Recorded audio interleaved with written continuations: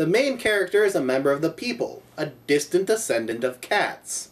Fish! Today's fish is trout a la creme. Enjoy your meal. Fish! Today's fish is trout a la creme. Enjoy your meal. Fish! Today's fish is trout a la creme. Enjoy your meal.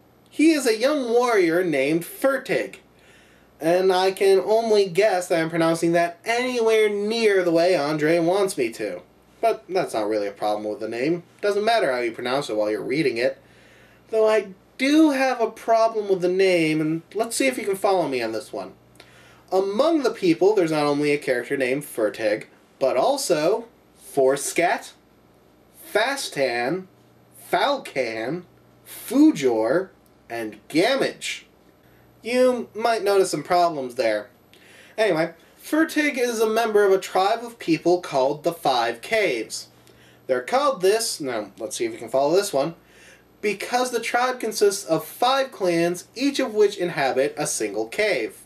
Yeah, of course! Sorry. Fertig is of the House of Gamage, the elder of the cave that is supposedly still alive.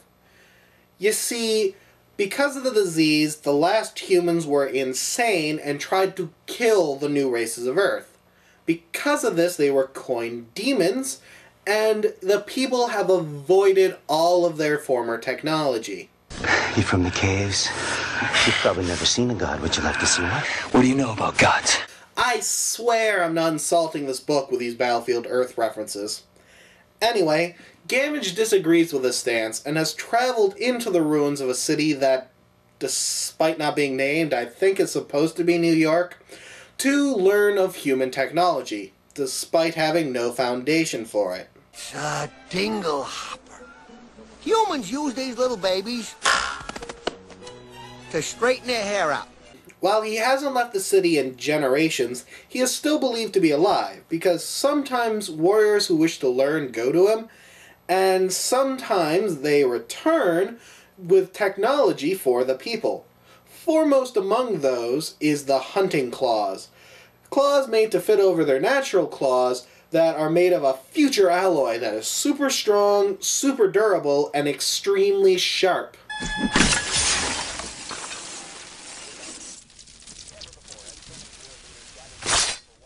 Anyway, Fertig is the last male member of the House of Gamage because the other families see the clan as a bit of a pariah. So there's a lot of pressure on him for the upcoming choosing. With this mask, I can take part in the games without my mother knowing. It's a competition where the young warriors of the tribes fight to try and win the favor of the females and get a mate. Also, since there's a limited number of hunting claws, if a warrior without them defeats a warrior with them, he gets to keep them. So the claws that Fertig inherited from his father are on the line. I just wish there was another way. There is no other way, Chitara. Today, Lion-O has come of age. Every lord of the Thundercats had to survive the trials. And he's not a particularly good fighter. So after he loses, seriously, he needs to lose for the story to progress. If he won, he would have just been chosen by the woman he loves and they would have lived together happily ever after. And I'm taking you down, I'm taking you down, I'm taking you out, I'm taking you out, and I'm taking you out for dinner. Anyway, he loses. This is a huge dishonor, so Fertig declares, like many warriors who have lost before him, to go to Gamage, meaning that he's going to seek out his ancestor to learn. So he heads out to the big city to start his new life. You might just make it after all.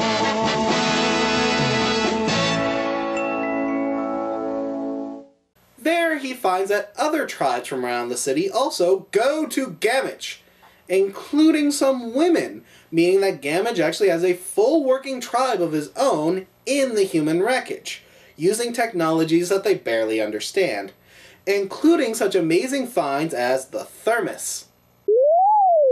That's right, the amazing thermos. It keeps hot things hot and cold things cold. Brought to you by the same people who brought you the Super Death Robots. Not to mention, and I'm totally serious, a device which is designed to be hooked up to your brain that teaches them about the technology of the demons, including their language. You know what? No, I am not showing another Battlefield Earth clip. But I will say this. This book came out in 1972, while this one wasn't written until 1982. Unless, of course, the Thetans told Elrond the story, in which case this one was made millennia before Breed to Come.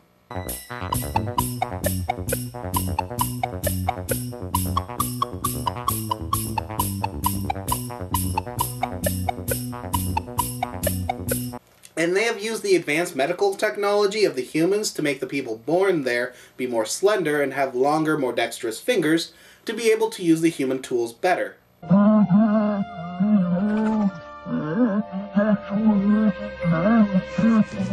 And it is one of those born here that becomes Fertig's inevitable love interest. I am woman, heal me more.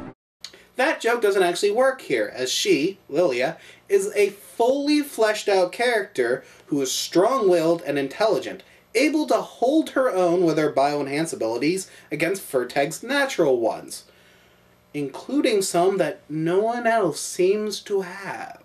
Dun dun dun! But all is not well, because Gamage believes, despite them having died off, that the demons, aka humans, shall return someday, and that the different races of Earth will all have to work together to fend them off. All except the Rattans, of course, because they're rats, which means they're unequivocally evil. Seriously, there should be a rat anti-defamation league by now. At this point in the book, the story will occasionally switch perspective from Fertig to a new character. This is all well and good, but for some reason I cannot fathom she decided to write everything from the perspective of this new character in italics. Why? Every time the perspective changes, it's for an entire chapter. It's kind of annoying to read something italicized for that long, and the chapter break is a clear enough indication of the change of perspective that you don't need the italics to show it. It's like me needing a title to tell you when I switch over to the French version. You can tell because... Le monde que je parle, je me demande si personne de comprendre. Je me demande également si personne les sont me lèvres. C'est l'internet. Après tout, je suis sur quoi quelqu'un les sur me lèvres. Quelle perte de temps. You know, if I'm gonna keep doing that joke, I should really learn French someday. Anyway, that's really my major complaint with the book. That and the common problem I seem to be having, where the conclusion goes by too fast.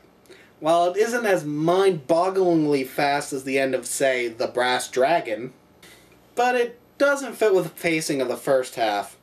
So, all in all, this is a really good book. There are a lot of basic tropes involved in the characters and events here, but this is not necessarily a bad thing. Tropes are just a shorthand between storyteller and audience. It all depends on how well the storyteller uses them. And Andre Norton is deservedly a Grandmaster twice over.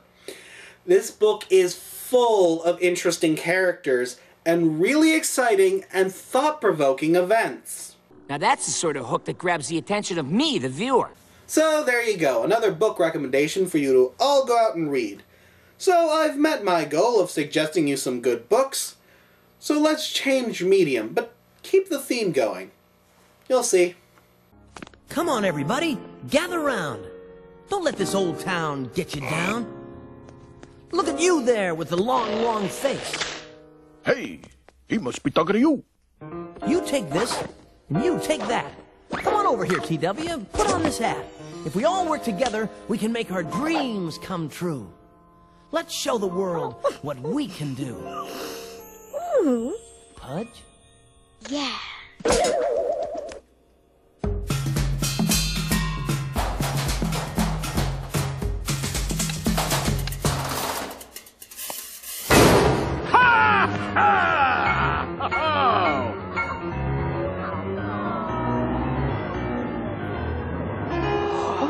Boogie with me.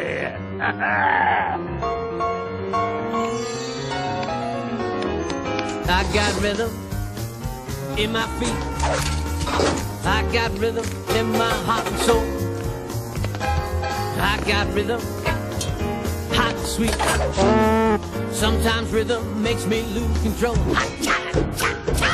I want everyone to have all the fun. This video seemed like a good opportunity to introduce you to my new lieutenant. While those I Am Legend guys got a dog, I'm much cooler because I'm evil. So I get a cat. I'd like you all to meet Sergeant Scratchums. Your cat also has an eye patch? Don't listen to him, Sergeant Scratchums. He's just jealous.